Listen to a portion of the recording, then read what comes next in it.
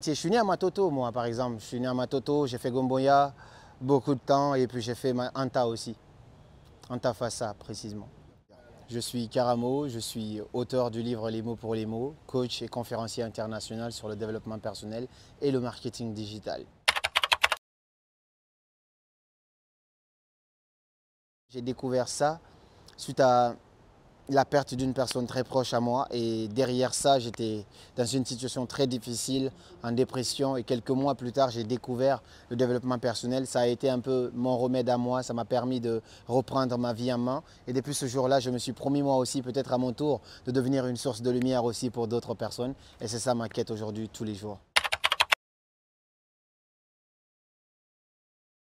Ici, avant, je posais mes pierres, j'essayais de me débrouiller. J'ai lancé mon premier business ici avant de partir. J'avais à quoi, 19 ans et j'ai réussi à générer 7 000 € en 6 mois seulement avec ce business-là. Donc on était ici, on était en Guinée, donc les gens vont vous dire « ouais, ça galère, on ne peut pas faire ça ici, ainsi de suite », mais c'est que des croyances limitantes, des barrières. Ici, on peut déjà réaliser des choses. Quand on va plus loin, on peut encore réaliser 2 fois plus vite, mais quand on est déjà dans la victimisation ici, peu importe où on ira, on restera encore dans cette victimisation. 2017-2018, quand j'ai découvert le dev perso pour la première fois, la première chose que je fais, c'est d'abord commencer à me former. Et subitement, il y a une idée qui m'est venue, c'était dans la vente de...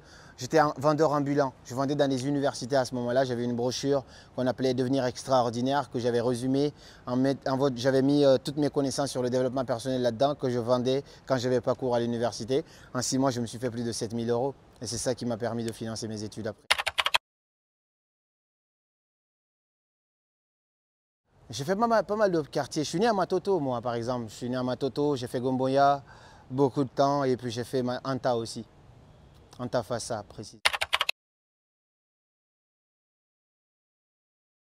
J'ai fréquenté des écoles comme Gouli en Sané. Je n'ai pas fait beaucoup d'écoles. Après, j'ai fréquenté l'université Symphonia.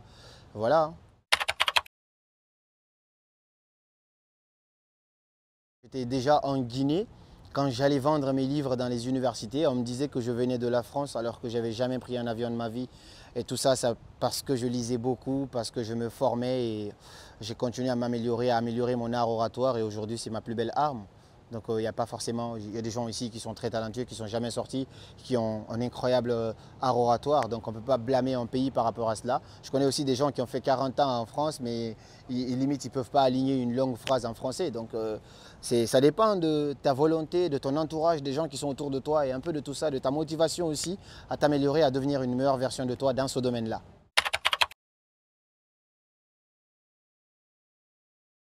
Bien, bien. C'était pas simple. Il y a eu beaucoup de galères au début, beaucoup. Et c'est des choses que beaucoup de gens vivent encore au quotidien. Mais Dieu merci, on a fait du chemin. Et puis, on a pu prendre notre petite place aussi. Réussite, c'est faire le one-man show, la conférence déclic que je fais le 20 janvier à Paris. Ça, c'était l'une des plus belles réalisations parce que partir d'un pays pauvre en Afrique et aller au sommet de son art à l'international, être le coach, le conférencier le plus suivi de toute la francophonie, c'est une fierté. Et concrétiser ça à travers un événement où il y a des gens qui payent des centaines d'euros pour venir, il y en a même des milliers d'euros pour venir participer à cela et faire de ça une réussite. J'étais très très fier de cela. Bien évidemment, je suis aussi fier d'être le jeune homme que je suis devenu pour ma famille, pour ce que mon père aussi pourra voir de loin aujourd'hui, même s'il n'est pas parmi nous. Mais voilà un petit peu des choses dont je suis vraiment fier et je continue encore de faire de mon mieux. Beaucoup de challenges sur mon chemin, beaucoup de petites barrières, mais qu'on a réussi à franchir. Et c'est ça qui nous grandit après, qui fait de nous la personne qu'on est aujourd'hui. Donc plein de challenges qu'on pourra peut-être développer en profondeur lors de la conférence, parce que quand on parle de nos réussites, on parle aussi de nos échecs, parce que c'est tout ça qui inspire les gens et on peut en faire une bonne recette pour pouvoir transformer d'autres personnes.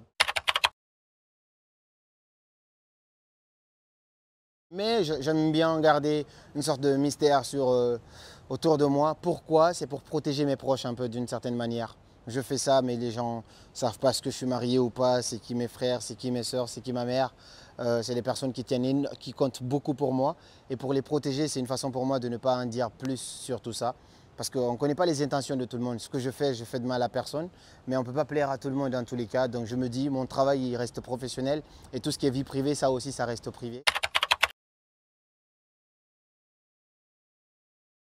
Je suis à Conakry parce que d'abord c'est la maison, c'est chez moi et en plus de cela je suis là parce qu'on organise un très grand concert éducatif. C'est une conférence en soi, mais c'est une conférence autour du développement personnel, de l'entrepreneuriat et comme c'est tellement grand, on a décidé d'appeler ça concert éducatif. On en a fait dans pas mal de pays à côté, en France, dans la sous-région là-bas, en Afrique aussi, Maroc, Congo, Burkina et là maintenant on est en Guinée et ça se tient le 23 novembre au Palais du Peuple.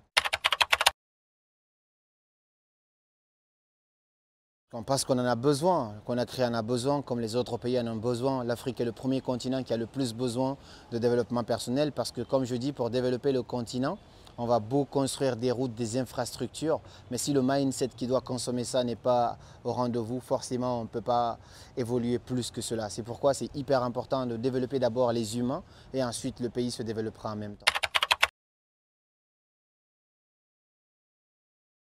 Le potentiel, il est là. Il ne faut pas qu'on soit dans la victimisation. Peu importe où on est, quand on est dans la victimisation, on va toujours trouver quelque chose à dire, toujours trouver quelque chose à critiquer. Partout où on est, on peut poser des actes, essayer de d'abord transformer notre vie et puis à notre tour devenir aussi une source de lumière aussi pour d'autres personnes. Donc je dirais tout simplement de sortir de la victimisation. Jamais aucun président ne viendra chez toi pour te demander alors c'est quoi ton problème, aujourd'hui je vais les résoudre. Non, ça n'arrivera jamais. C'est à toi de prendre tes responsabilités, de te dire ok, peu importe le président, dans tous les pays on critique un président quand même, donc je vais me battre à ma manière, essayer de me construire à ma manière. Comme me ferme des portes, je vais ouvrir des fenêtres.